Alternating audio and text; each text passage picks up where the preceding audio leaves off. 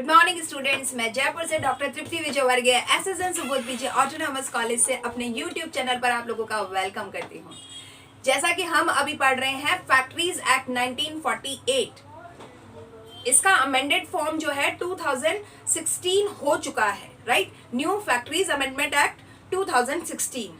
अभी इसके chapter number हम 4 पे आ चुके हैं। फर्स्ट चैप्टर एक वीडियो क्लास में बता दिया है और सेकंड और थर्ड को मैंने एक वीडियो क्लास में समझा दिया है। अब चैप्टर 4 में हम सेक्शन नंबर 21 से 41 तक लेंगे, क्योंकि इस पूरे एक्ट के 1 से लेकर के 120 तक के सेक्शन है। हम 20 सेक्शंस को कवर कर चुके हैं अपने वीडियोस में, और आज लेंगे हम 21 से 41 तक के सेक्शंस। क्या कहते हैं ये चैप्टर नंबर 4 के जो सेक्शंस हैं, वो कहते हैं कि वर्कर की सेफ्टी के रिगार्डिंग कौन से प्रोविजंस हैं हमारे एक्ट में, उसकी बात करते हैं। तो जरा समझने की कोशिश करते हैं कि कौन कौन से प्रोविजंस है सेफ्टी ऑफ वर्कर्स के रिलेटेड।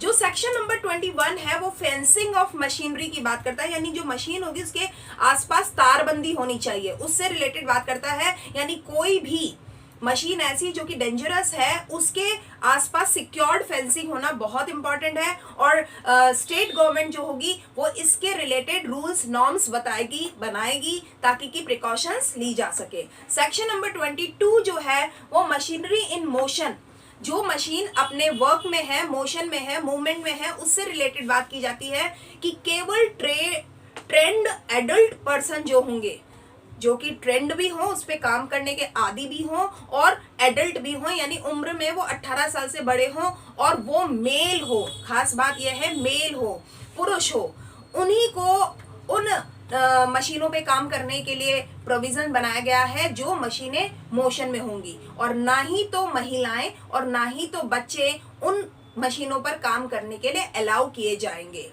और खास बात यह है, 3 बात तो आपने पढ़ ली कि एक तो ट्रेंड होना चाहिए, एक एडल्ट होना चाहिए, एक मैन होना चाहिए। तीसरी बात के अलावा चौथी बात है उन पुरुषों के जो एडल्ट हैं और ट्रेंड है, उनके कपड़े भी टाइट फिटिंग के होने चाहिए, मतलब प्रॉपर फिटिंग के होने चाहिए। लूज कपड़े या ढीले ढाले कपड़े पहन करके नहीं उन मशीनों पे काम करना चाहिए जो मोशन में है। क्यों? क्योंकि मूव करते समय हो सकता है उनके कपड़े किसी मशीन के पार्ट में अड़ जाएं और कोई एक्सीडेंट ऑकर हो जाए।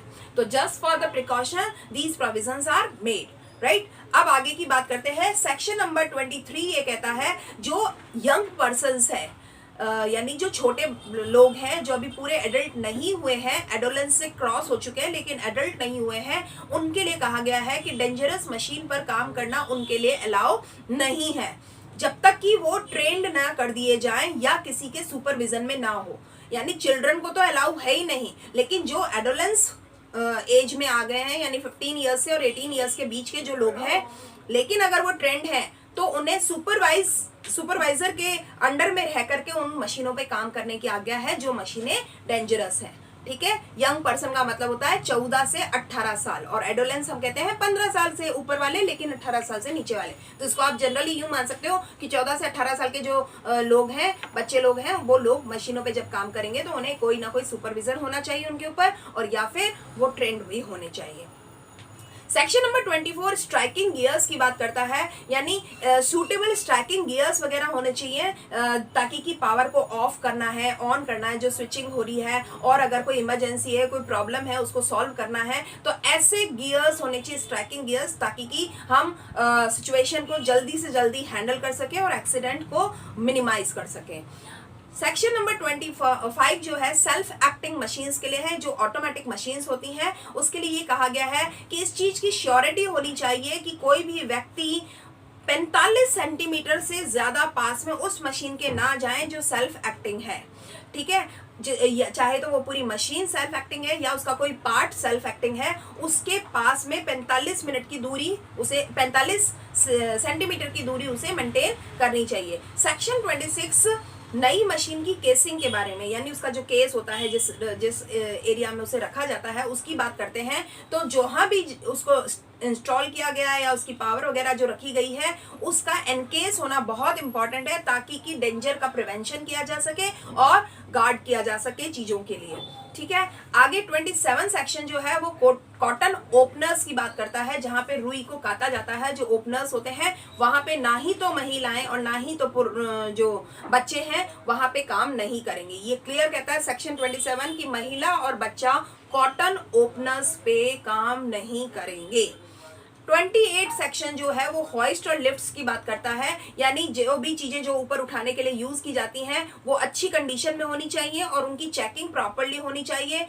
जो उसका मैक्सिमम लोड है जो वो कैरी करेंगे उसकी चीजों को मेंशन होना चाहिए, क्लियरली मेंशन होना चाहिए कि कितने किलो का या कितना टन वेट वो उठा सकती हैं, और उस मेंशन्ड वेट के अकॉर्डिंग ही उस पर वेट पुट किया जाना चाहिए। उसके अलावा जो उसके गेट वगैरह है उनके locking, unlocking, interlocking, safe methods, वो सब कुछ जो है वो भी सबको पता होने चाहिए जो लोग उस पर काम कर रहे हैं। और हर 6 महीने से इन लिफ्ट्स और होस्ट की मेंटेनेंस होनी चाहिए, चेकिंग होनी चाहिए, एग्जामिनेशन होना चाहिए। आगे 29 सेक्शन जो कहता है वो लिफ्टिंग मशीन्स, चेन, रोप्स और लिफ्टिंग टैकल्स की बात करता है, जिसपे भी सामान डाला जाता है। तो ये कहते हैं क्रेन्स और लिफ्टिंग मशीन वगैरह जो होंगी उनका कंस्ट्रक्शन बढ़िया हुआ होना चाहिए और उनको पूरे साल में एक बार एग्जामिन किया जाना चाहिए। क्रेन्स और लिफ्टिंग मशीन जो भी है उनको सेफ वर्किंग लोड से परे ले जा करके नहीं लोडिंग करना चाहिए। जितना उनका लोडिंग कैपेसिटी है उसके हिसाब से उस पर लोड डालना चाहिए। और क्रेन्स को किसी भी जगह पर 6 मीटर से के अंदर उसे अप्रोच नहीं करना चाहिए। क्यों? क्योंकि उसका एरिया जो है वो 6 मीटर के बाहर का होना चाहिए। इतनी कंजस्टेड जगह में क्रेन को यूज करना डेंजरस हो सकता है, उस पर काम करना बहुत खतरनाक हो सकता है। सेक्शन 30 कहता है रिवॉल्विंग मशीन्स के बारे में। जो मशीन्स रिवॉल्व होती हैं, घूमती हैं, उसके लिए कहता है मैक्सिमम सेफ स्पेस होना चाहिए, उसकी स्पीड बिल्कुल सही होनी चाहिए ताकि कि मूव करते समय पे कहीं भी कोई एक्सीडेंट ऑकर ना हो जाए। और जो इसकी स्पीड है वो जो इंडिकेट की गई है उस नोटिस में उससे ज्यादा कभी भी नहीं होनी चाहिए। जो इंडिकेशन, जो चीजें मेंशन जिस तरीके से हो उसी के अकॉर्डिंग ही उस मशीन को ऑपरेट किया जाना इंपॉर्टेंट है। 31 सेक्शन जो कहता है वो प्रेशर प्लांट की बात करता है, यानी वर्किंग प्रेशर प्लांट जरूर होना चाहिए वहां पे और इफेक्टिव मेजर उसके लिए लिए जाने चाहिए ताकि सेफ वर्किंग प्रेशर से ज्यादा हम उसमें काम ना करें। क्योंकि आपको मालूम होगा जो प्रेशर प्लांट्स होते हैं, अगर आप एक्सेसिव प्रेशर वहां हो तो कई लोगों की सुनने की क्षमता वगैरह भी खत्म हो जाती है, राइट। तो इस तरीके की चीजें ध्यान रखना इंपॉर्टेंट है। उसके अलावा ये कहता है जो 32 है वो फ्लोर्स, स्टेयर्स के बारे में बात करता है कि यानी जो भी स्टेयर वगैरह होंगी, जो जमीन वगैरह होगी वो चिकनी, स्लिपरी नहीं होनी चाहिए। होल्डिंग कैपेसिटी उसकी प्रॉपर होनी चाहिए ताकि कि उस पर काम करने वाले वर्कर्स का एक्सीडेंट ना होने पाए। उसके अलावा कहते हैं जो 33 सेक्शन है वो पिट्स, सम्स, ओपनिंग इन फ्लोर, यानी जमीन पे कोई खड्डा हो, कोई भी ओपन होल वगैरह हो, उस चीज का ध्यान रखा जाना जरूरी है। जहां पे वर्कर काम कर रहा है और उसके हाथ में सामान होगा, वो ट्रॉली में, वो कहीं भी मूव करेगा,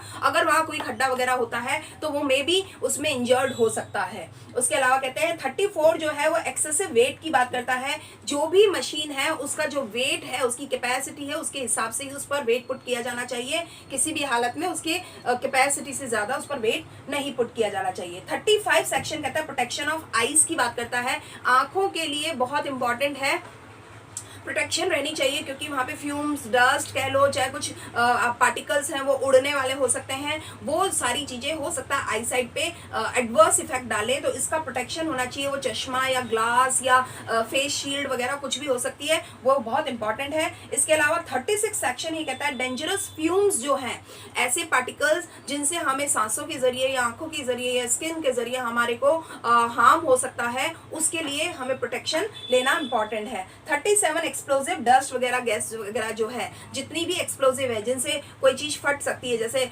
कोई ऐसे पार्टिकल्स होते हैं, गैसेस फॉर्म्स होते हैं, अगर आपस में वो फ्रिक्शन करते हैं तो वो चिंगारी पैदा कर सकते हैं, वो एक्सप्लोज हो सकते हैं। उन सारी चीजों के लिए प्रोटेक्शन देता है 37 सेक्शन। अगर बात कर रहे हैं फायर प्रोटेक्शन की कि अगर कोई आग लग जाती है तो किस तरह के फायर सिस्टम्स वहां पे डेवलप होने चाहिए और फायर सिस्टम वर्किंग मोड पे होने चाहिए, साथ ही उनके यूज करने का मैनर भी लगभग सब लोगों को पता होना चाहिए। वहां इंस्ट्रक्शन नोटिस लगा हुआ होना चाहिए कि किस तरह से इन फायर एक्सटिंग्विशर्स को यूज किया जाएगा। तो इसकी पूरी व्यवस्था होनी चाहिए। 38 और 39 ये सारी बातें हो रही है। 39 के लिए बात कर रहे हैं रोल ऑफ इंस्पेक्टर। एक इंस्पेक्टर का क्या रोल रहेगा, जो इंस्पेक्ट करने आ रहा है, एग्जामिन करने आ रहा है ऑफिसर गवर्नमेंट की तरफ से अपॉइंटेड, वो उसका रोल क्या होगा, वो सारी चीजों को प्रॉपर्ली चेक करेगा और फैक्ट्री ओनर के बेनिफिट को ना ध्यान में रखते हुए बल्कि वर्कर्स के हेल्थ और उनकी सेफ्टी को ध्यान में रख करके उसे इंस्पेक्ट करना चाहिए, उसको अपनी रिपोर्ट मेंटेन करनी होगी। आगे जो सेक्शन 40 है उसका 20 पार्ट जो है वो सेफ्टी ऑफिसर का है, यानी जैसे जो इंस्पेक्टर ऑफिसर होगा वो अपनी रिपोर्ट तैयार करता है और सेफ्टी इंस्पेक्टर जो होता है, सेफ्टी ऑफिसर जिसे कहा गया है, वो वर्कर्स की सेफर पॉइंट ऑफ व्यू को ध्यान में रख करके सेफ्टी मेजर्स को कैलकुलेट करता है, उसको एग्जामिन करता है और अपनी रिपोर्ट तैयार करता है। 41 सेक्शन जो है power to make supplement rules. अगर कोई भी ऐसी चीज जो इन कामों को, जो वर्किंग फैक्ट्री में वर्कर्स काम कर रहे हैं, उस उनके सेफ्टी मेजरमेंट के लिए कुछ सप्लीमेंट रूल्स की जरूरत अगर होती है तो उन ऑफिसर्स और उन इंस्पेक्टर्स को ऐसा पावर है 41 सेक्शन के तहत कि वो लोग कुछ सप्लीमेंट रूल्स बना सकते हैं। इस तरीके से हमने जो चैप्टर नंबर 4 है उसके 21 सेक्शन से लेकर के 41 सेक्शन तक की आज की क्लास में कवरेज कर ली है। उम्मीद करती हूँ कि आपको ये क्लास समझ में आएगी, पसंद आएगी। इसके 120 सेक्शन है, हम धीरे धीरे आगे बढ़ रहे हैं और बहुत ही ईजी लैंग्वेज में मैं आपको समझाने की कोशिश कर रही हूँ। उम्मीद करती हूँ आपको मेरी क्लास भी पसंद आएगी और आपने मेरे चैनल को सब्सक्राइब भी कर दिया होगा। नहीं किया है तो आप कर दीजिए, साथ में वीडियोज को शेयर और लाइक करना मत भूलिएगा। Thanks for keep watching my videos regularly.